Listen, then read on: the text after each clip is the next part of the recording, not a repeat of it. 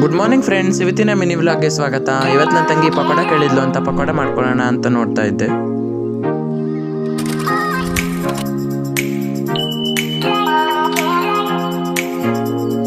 First pakoda ಮಾಡೋಕ್ಕೆ ಏನೇನು ಬೇಕು ಅಂದರೆ ಈರುಳ್ಳಿನ ಉದ್ದುದಕ್ಕೆ ನೀಟಾಗಿ ಹೆಚ್ಚಿಟ್ಕೋಬೇಕು.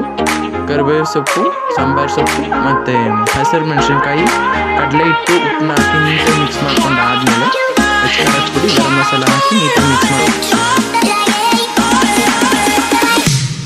ಇದಕ್ಕೆ ಸ್ವಲ್ಪ ಸಣ್ಣ ರವೆ ಇದೆ ಹಾಕೋಬೋದು, ಆಪ್ಷನಲ್ಲು. ಬೇಕಾದರೆ ಬೇಕಿಂಗ್ ಸೋಡಾ ಹಾಕೊಳ್ಳಿ, ನಾವು ಹಾಕೊಂಡಿಲ್ಲ. ನೀರನ್ನ ಸ್ವಲ್ಪ ಹಾಕೊಂತ ನೀಟಾಗಿ ಕಲಿಸ್ಕೊಬೇಕು. ಇದು ತುಂಬ ತೆಳ್ಳೇನೂ ಆಗಬಾರ್ದು, ಗಟ್ಟಿನೂ ಆಗಬಾರ್ದು. ಪಕೋಡ ಮಾಡ್ತಿರೋದಲ್ವ, ಸ್ವಲ್ಪ ಗಟ್ಟಿ ಥರನೇ ಇರಬೇಕು. ಅದರಿಂದ ಎಣ್ಣೆ ಕಾಯಿಟ್ಕೊಂಡು ನೀಟಾಗಿ ಬಿಡ್ತಾ ಹೋಗ್ಬೇಕು. ನಾನೇನಾದರೂ ಪಕೋಡ ಮಾಡಿದ್ರೆ ನಾನು ಸ್ಪೂನಲ್ಲೇ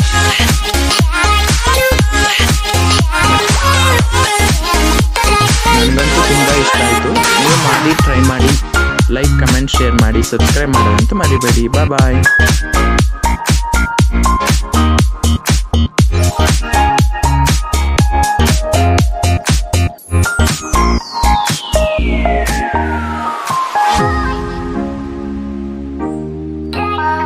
Thanks for watching this video.